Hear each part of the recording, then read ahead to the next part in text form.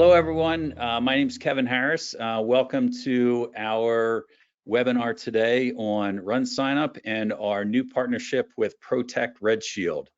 Today, we're going to talk about registration protection insurance, and got a couple of experts with me. Myself, I'm Kevin Harris. I head up finance and operations for RunSignup.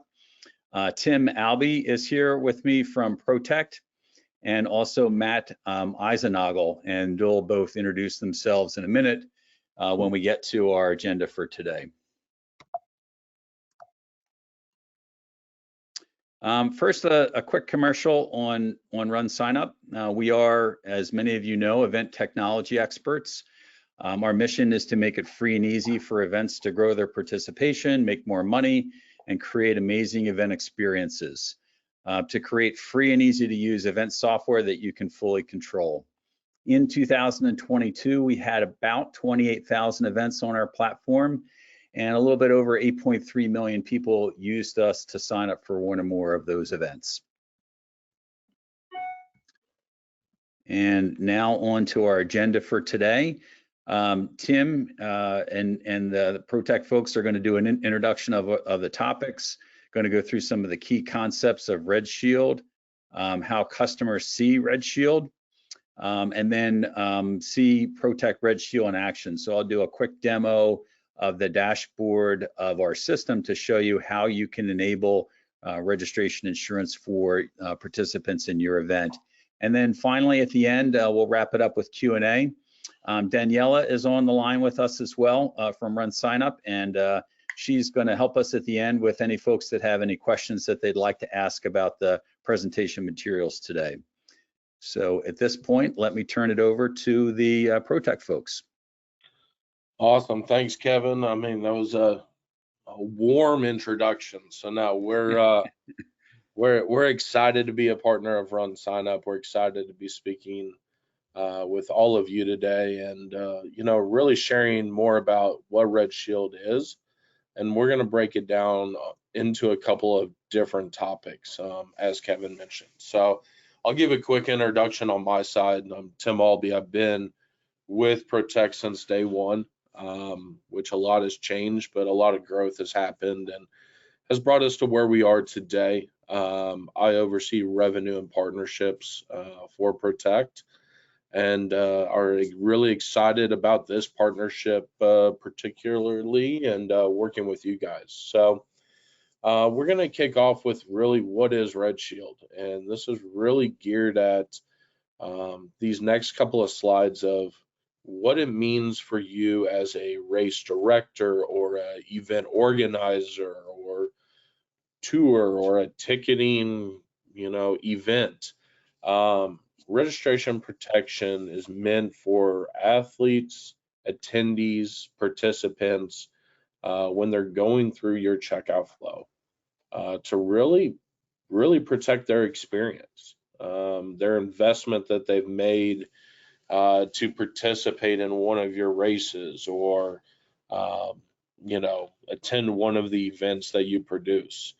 RegShield is here to help you protect your customers' purchases from multiple covered reasons. And what we mean is you're providing them, you know, not only the offering to buy tickets, but with us and through us is a chance to protect that purchase. And if they can't make it for, you know, one of 20 different covered circumstances, then we fulfill them on the back end. We kind of take off a lot of the work from you and your employees and some of that time.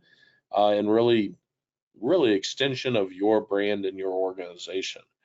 It provides peace of mind to your customers, driving really that brand loyalty back to your event, your organization, but allowing them to purchase with confidence from the event that you guys are producing that protects them and really has that offering of there to really serve them and add another layer to that.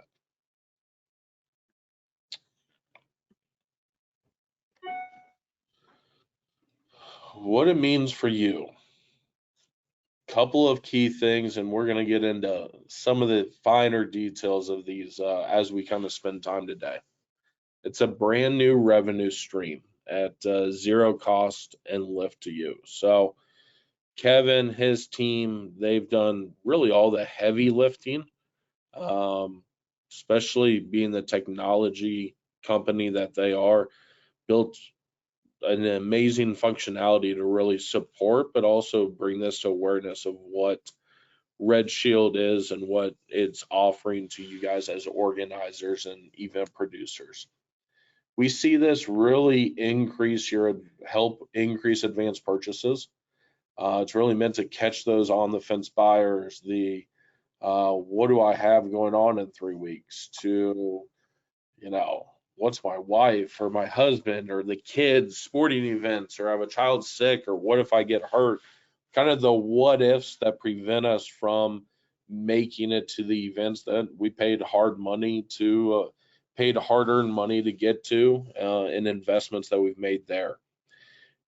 Really see a big decrease in refunds, chargebacks, and the employees' time spent in dealing with these things.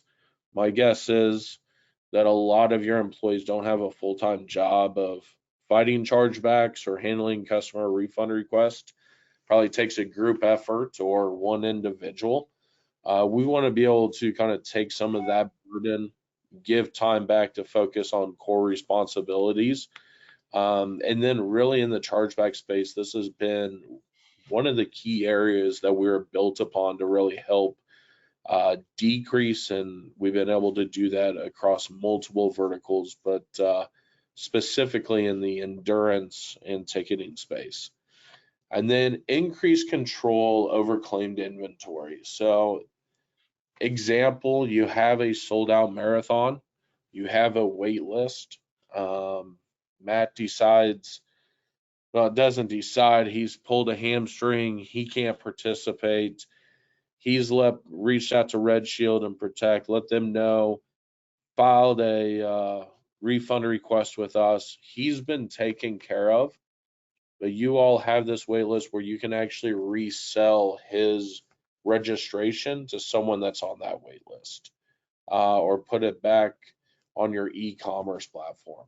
So, which drives you back up to driving another new stream of revenue, with someone else participating, but also giving that individual who maybe they've been on that wait list a couple of years.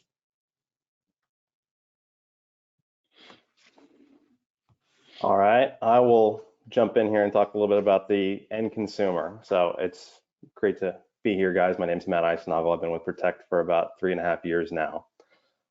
So Tim did a great job of talking about what this means for you, the event organizer. For the participant itself, as we all know, the experience economy's changed a lot over the last few years. It's tough to buy an airline ticket now without being offered some sort of protection. Consumers are actively looking for these types of solutions. In fact, a lot of them expect it. So with RegShield, this really offers you the ability to, as Tim mentioned, give peace of mind to your end consumer. A few of the coverages that are included in this protection are injury and illness. We know in this world, this is key. This is what a lot of runners run into, a lot of participants run into in the days, weeks, months leading up to the event. They're training hard, they're trying to achieve their best, and unfortunately, life happens. That's where we step in and we help them with that financial burden. Work travel conflict. We know a lot of people are, lead very busy lives with their careers. Things can come up on a moment's notice, and that's something else we protect against. On top of that, travel delays, COVID-19, these are all covered reasons that we protect against actively with RegShield. I won't read these line by line. I can understand it's a little tough to see on the screen, but wanted to give you guys some size and scope to the coverages that are included. So I named a couple of the key ones, but as you can see, we've got about 20 covered reasons here. And really the overarching theme, I would say, is that RegShield covers unforeseen circumstances that prevent somebody from attending. So it's in our best interest, it's in your best interest that that runner or that participant is at your event participating. When things happen that's outside of their control, like like a work travel event, like a family emergency, that's really where we step in, and this product really shines. So I believe the plan is to give this information to you all after the meeting, so that way you have it as well, but wanted you guys to understand kind of the scope of this.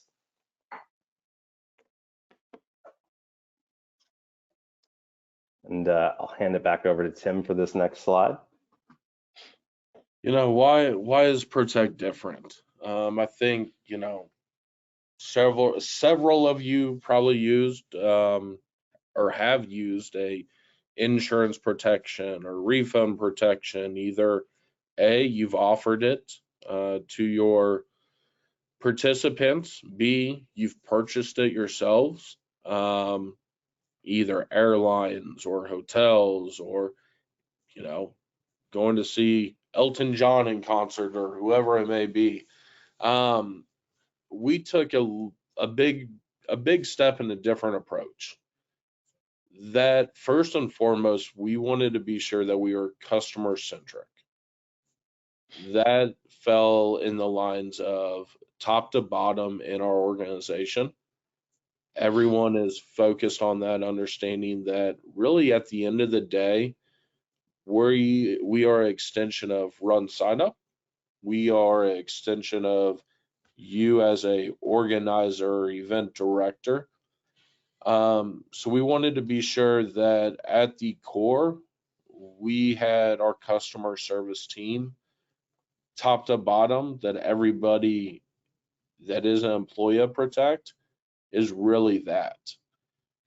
In addition to that, what we've done is we went and built a in-house customer service team. You can see kind of the help@fanshield.com. People do respond to that. It does go directly to people as well. So, you know, if you do send an email, it doesn't go to the abyss. You will find it. We do answer the phone. If a message is left, I have a team sitting right outside of my office that calls people back, wants to talk to people. We've created a very easy to use refund request portal. I remember 5-6 years ago, I tried to file a claim, airline insurance. One, it took me about 25 minutes to figure out how to file the claim, and then I didn't have 5 I's dotted and 3 T's crossed. We created a very simple portal that takes less than 5 minutes to fill out.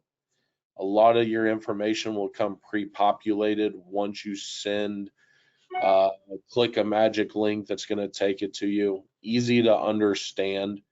It'll have some helpful guides along the way, pre-populated notes, or resources that you can utilize throughout the process to really help ease this for anybody.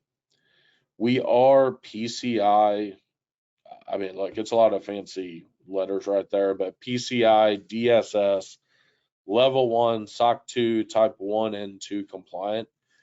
What that gibberish important line is probably more so for Kevin and his team, but we went above and beyond from a security and compliance approach.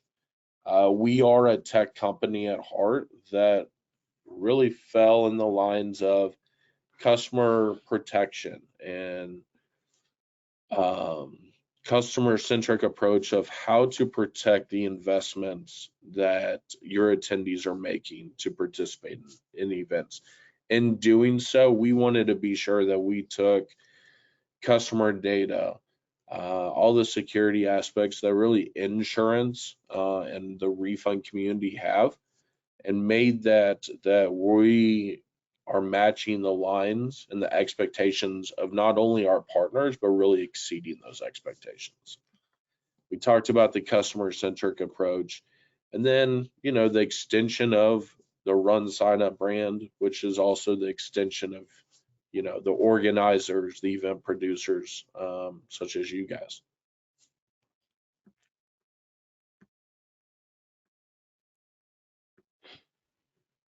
Matt, back to you. So the pricing is structured pretty simply. So the end consumer pricing is broken out basically into two buckets. From 0 to, I should say, a penny to $37.03, the consumer pays $2.99, basically a minimum fee. Beyond that, the pricing is 8.1% of the overall registration, not including tax. Again, this is an optional charge. The customer has a choice whether they'd like to opt into coverage or not. But it is a set price across all events. So it follows that structure and gives the consumer the option to make the choice based off that price.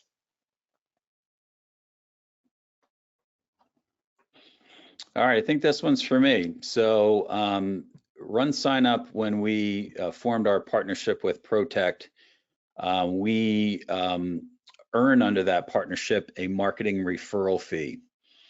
And we share a portion of that marketing referral fee with any event that decides to offer a Protecht RegShield insurance to their participants. And what that's equal to is 20% of the insurance premiums for anyone who opts in for insurance to protect their registration for your event. So at the minimum, the $2.99, you would earn an additional 60 cents per participant, and that would scale up based upon the cost of the registration and the processing fee for your event, times that 8.1% for the insurance premium. You get 20% of that back as a marketing, as your share of the marketing referral fee that we earn from Protecht. That gets paid to you after the event has completed. You'll see that as an adjustment in your financial dashboard on the dashboard for your race. And that will come as just one adjustment after the end of the race. But that is really aligned with the way that we think RunSignUp supports your event, in that we make money, you make money together. And as we earn a marketing referral fee for offering this product and for your participants taking the insurance, we share that fee with you so that you can earn additional revenue by offering insurance and by having your participants take insurance on registrations to your event. So Tim kind of alluded to this a little bit earlier, but to just kind of take a little bit of a deeper dive into the support that your customers are receiving through us. 24/7 support. So when they reach out, somebody will pick up. Additionally, we have a whole team of in-house customer service folks to handle escalation. So if there's questions when they're filing a claim, if there's something that doesn't seem right, maybe they don't understand what proof of peril they need to supply, we're here to walk them through the process. We're here to tell them what to do, how to do it, and be as helpful as we possibly can. There's real human beings on the other side, as Tim alluded to. They're based in the United States. They work all hours to be able to make sure that we provide the best support we possibly can. Outside of that, from your perspective as the race director, you have access to a partnership support manager who's really there to make sure that the program is a success for you. And your customers have what they need. As Tim mentioned, we're an extension of you and your brand. We understand that you expect a lot of these services, and we don't want to give you any less. We want this to be as professional of an experience as you would as the events that you produce. And then finally, we have a whole library of documents to kind of help arm you and your team with information on how this works, provide information of where people need to go for what. But again, you have a support manager at the ready to help supply these answers for you when you need it. Go ahead, Kevin. No, go ahead. I was gonna say we can walk through a few of the touch points. So we've kind of talked about this from a 30,000-foot view, but want to kind of take you through the process of what how the customer interacts with us through purchasing and then filing a claim. So we've kind of broken it out from a high level here on the next couple slides. So the first interaction that the customers get with us is our widget. This fits directly in your checkout window. When you have us activated, this is basically what shows up. We've built this for mobile, we built this for desktop, so no matter where your customers are accessing this on, the information should be displayed appropriately and accurately for them. We call out, obviously you've seen all 20 of our coverages, but we call out about 6 of the most popular ones to give them a understanding of what the product does. And they're asked a simple yes or no question. Do you want to include this for the calculated rate above? Yes, I would, or no, I wouldn't. They're required to make a selection before they move on. This widget also does not take them to a different window. So the last thing we want to do is get in the way of your customers' purchasing flow. We want to keep them in that window instead of bouncing them out somewhere else. So this all happens within the checkout process. It's a simple yes or no question, and then they basically move on from there. So as we move on to the next slide, we can kind of talk a little bit about that more in depth. So through the process, step 1, I'm a customer, I've selected to add this coverage. Immediately after purchasing, I would receive an email confirmation that has my information attached to it. What to do if I need to file a claim, how much I'm covered for, customer service contact information if I have any questions. All of that's provided immediately after purchasing. From there on, let's say something happens, I have a training accident, I'm unable to participate. I then go online to the portal that's listed in my confirmation email, and I begin the claims process. It's a simple process, should take no more than 5 minutes. In fact, I think we found that most people can get it done in about 2 minutes. Asks a series of questions, and the customer is able to basically pick from a variety of selections. What happened, when it happened. It's also pre-filled with as much information as we know about them. We know the date of the event, we know who they are. We just need a little bit more information on what prevented them from attending, and then they're able to basically submit their claim. And if we move on to the next slide, we can talk about the next steps. So the claim's been submitted. Within about 3 days, they should get a response from our team. That oftentimes it's much quicker than that. In fact, most of the time it's the same day. They receive a status update on their claim. Was it approved? Was it denied? Each of which scenarios will be accompanied with next steps. If it was denied, why was it denied? What are your options from there? If it was approved, they're basically asked how they would like to receive their funds back. They have the option to select from a variety of options.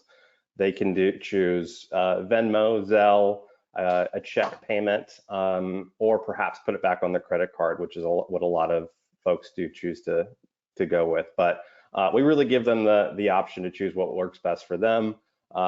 We try to be as customer friendly as possible. We understand that oftentimes when they're not able to participate in this event that they've been looking forward to for months, it's a big deal, and we want to be as customer friendly as possible and offer them the best solutions that we possibly can to help them through this time.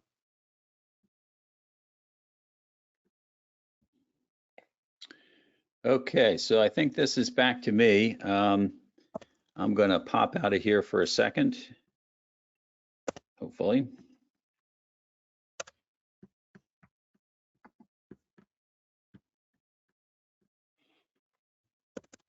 There we go. And I'm going to go into a race that we have set up on our platform. One of the races that we help out here in town, the Scott Coffee race that we use for a lot of our examples. So basically what I'm going to show you is how to enable registration insurance on your race. So you go to your dashboard, your race dashboard, you go into the financial section, you go down to show more under the financial section, and you'll see a click box here for event insurance. Under event insurance, you have 2 choices, and the first is setup. So when you turn on the setup, there's a few things in here that talk about why you should turn on RegShield for your event, and the 20% that we talked about, and the cost for your participants to purchase that, $299 minimum, and then 8.1% of the registration and processing fee cost. And then right here, you select either that you want to offer insurance or that you don't want to offer insurance. And then you save the settings. And it's as easy as that to turn on insurance for your race. I did want to kind of talk about the partnership a little bit more here for a minute, in that we did have a insurance product prior to Protecht, and it had very high minimums on it. There was a $699 minimum product and a $799 minimum product. And we heard for years from races who wanted to offer insurance for their races that the minimums were just too high. It didn't make any sense for them to offer the insurance or to help to try to protect their participants because their race costs were less than, say, $70 or $75. The $299 minimum was something that was very attractive in our relationship with Protecht, and one of the reasons why we went forward with making a change to that partnership, because we wanted to be able to allow more races to offer protection than what was available under our previous program. So now that we've enabled the insurance, I'm going to go to the website, and I'm actually going to go through the process of signing up for the event. Hopefully it will let me here. It looks like a demo person can sign up, and we're not going to do the challenge, and we're going to continue on. And I'm going to click on the waiver and a t-shirt large, and I'm going to select the donation, and I'm not going to, we'll set up results notification, and then I get to the checkout page. So this is what the Protecht guys were talking about a minute ago. So this is the normal checkout summary here on the right. And then there's this additional part to the checkout summary where I can indicate if I want to protect my experience or if I don't want to protect my experience. And then that gives you the cost to do that, and then the cost to actually sign up for the race itself. When the participant selects insurance and signs up for the race, they'll have two charges on their credit card. One is for the registration to the race, and one is for the cost of insurance. And they will also get two separate confirmations. One, the normal confirmation for the race, and then the second one is a confirmation for the insurance.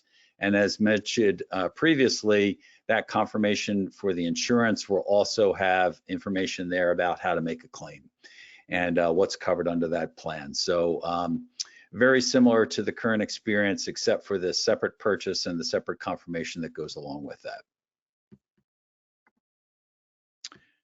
Okay, moving back to the presentation now to finish up here. So we did produce a blog recently that gives this information in another written format. So if you're interested, we will send out a copy of this presentation after we're done today, and you can go to our blog. We also have a short video on this in our short video series that we're doing. You can see an active demo of going through the whole process and signing up, similar to what we did today, but Kevin Lai and Andrew Sigwart have produced that short video for us as well. And then one last thing, this is a new page that we're getting ready to add. It's not yet live, but probably will be in the next few days. This page comes up when you're finished setting up a new race or when you renew a race. And this will put on some recommended settings for you that you can change. This is still always your option, but some of those things are incomplete email, price increase emails, referral rewards, and now event insurance. So this will be checked, yes, as sort of a best practice recommendation setting.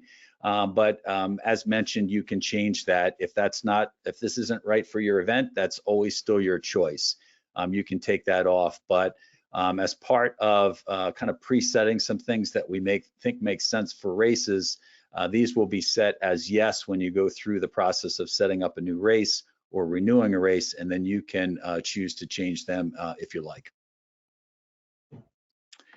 Okay, so at this point in time, we're going to move on to questions.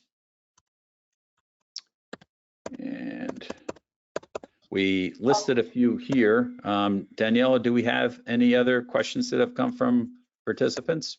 We do have a few questions that I think would be good if we covered, and then I think some of them are going to cover a few of the things that are listed there. So I will start off here. This is more so of a confirmation. So this person is asking, so the race themselves do not pay anything to have this available. Correct. That's correct. All right. Okay, and then I have another question here that says, is it possible to add this protection to a race where registration already is underway?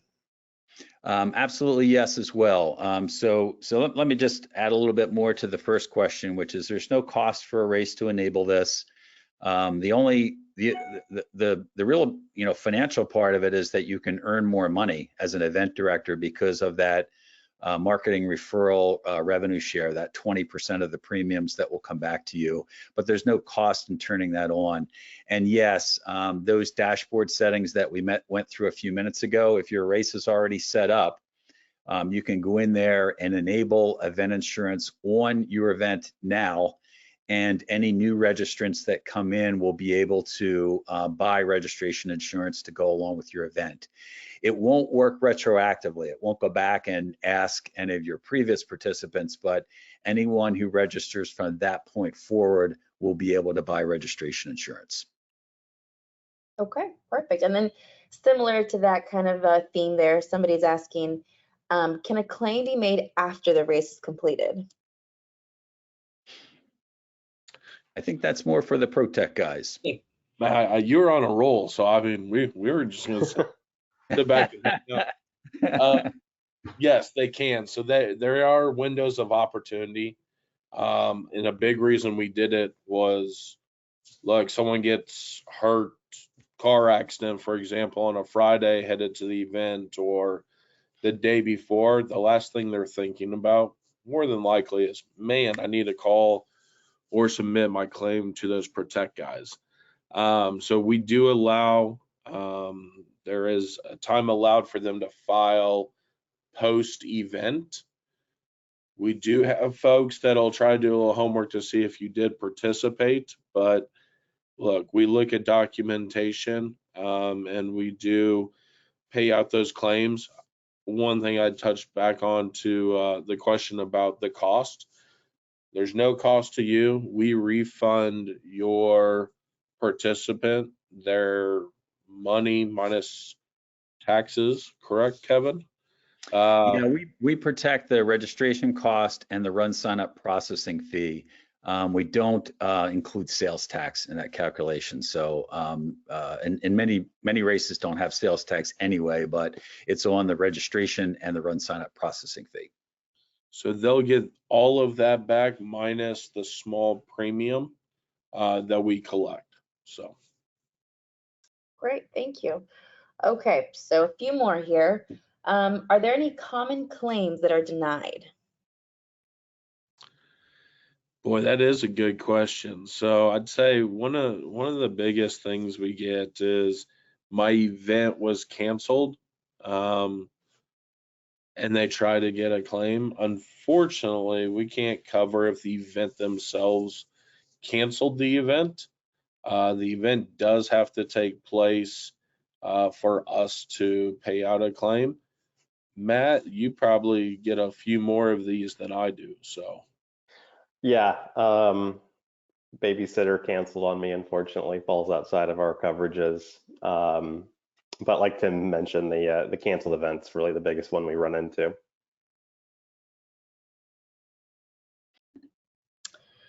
All right, and then we have quite a few questions coming. So just as an FYI here, if there's anything that does not get covered as far as the questions that are coming in, or if there's something that's very specific to your race that is set up, we will have somebody from the RunSignUp team reach out to kind of walk you through that So just, you know, if we don't get to your question, know that we will. And then we will also send out the slides and a recording of this webinar as well within 24 to 48 hours. Because I did see that question come in. So, all right. So if a claim is approved, will the registration automatically be removed? How do we know if a claim is approved? Yeah, so that part of it is not integrated at this point. So there's not a way in RunSignUp to see that a claim has been approved for an event. So there's not a good way to do that yet today. It is something we're exploring, but yes. Yes. Yep. All right. And then we have quite a few that are very specific to races. So I'm going to hold off on those. And let me see here.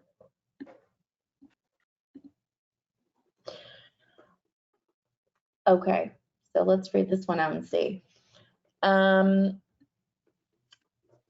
If a storm or hurricane impacts the location of the event, would the participant be covered since they couldn't travel to the area regardless of whether the weather of the event is canceled or not? Could you reread that? That's a great question, and I think it's multiple. Would you mind rereading that? All right. If a storm or hurricane impacts the location of the event, would the participant be covered since they couldn't travel to the area, regardless of whether the event is canceled or not?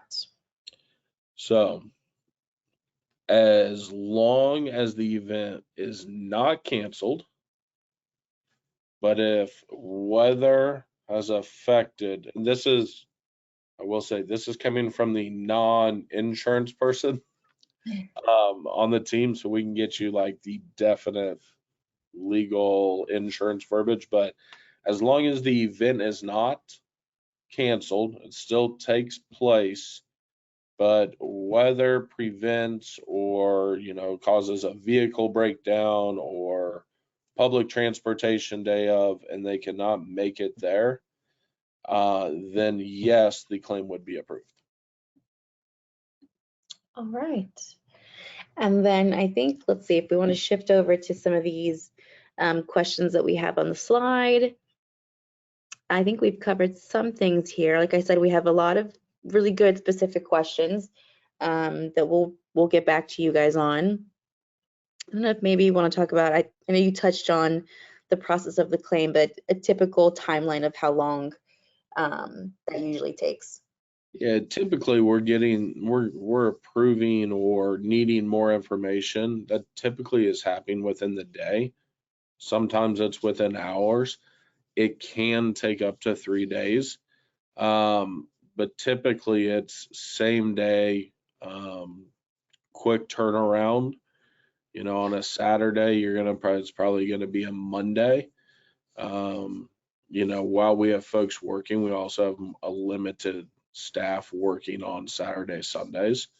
So, you know, we like to say same day turnaround, but it can take up to 3 days. And look, if I will say the other caveat to that is if they have all the information, they have the doctor's note, they've attached it, you know, they filled out everything, like it's a very quick turnaround and an approval process. Great. Okay, so let's read one more out and then I think we can wrap up the Q&A. Okay, so this is also more of a confirmation. Donations are not part of the insurance pricing, correct? That's correct. Yeah, we think that you know, it's I guess it's how a person would think about that, but typically if a nonprofit is putting on an event and someone makes a donation, I'm not sure that people usually think that that's contingent on their participation in the event. They generally make a donation because, you know, they want to, because that's, you know, what they want to do. So yeah, so now it's not covered as part of the registration protection insurance. Okay. Great, thank you so much. I said that was it, but I have one more that's a common theme that has kind of popped up. We'll take the last one and then wrap it up from here. If a claim is approved, will the registration automatically be removed, or how do we know if the claim is approved? Yeah, that one was a question that we took a little bit ago, or at least a version of that a little bit ago. We don't have a good way today to automatically update that on the RunSignUp dashboard. We have talked with Protecht about that. It is something that we're interested in investigating further, but there's not. It's not automatically that registration is not removed from your race dashboard. Perfect. All righty, and that closes up our Q&A.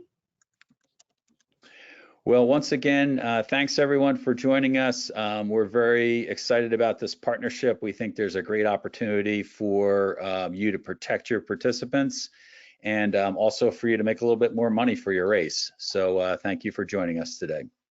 Yep. Thank you all. Thanks, everybody. Bye-bye. Oh, you don't think I'll do it? Look, it's dialing. Okay, so how about that? Hi, Bob. Yeah. I'm trying to do this thing with Brian, but he's just goofing off. He's got a mask on now, and okay, now the audience is here. Sorry, I have to. Hi, thank you all for watching that video.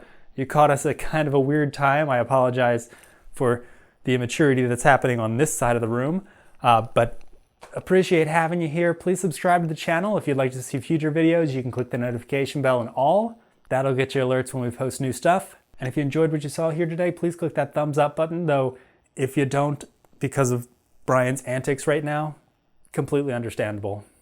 We'll try to get this cleared up for next time. Yeah, I can't work like this, Bob.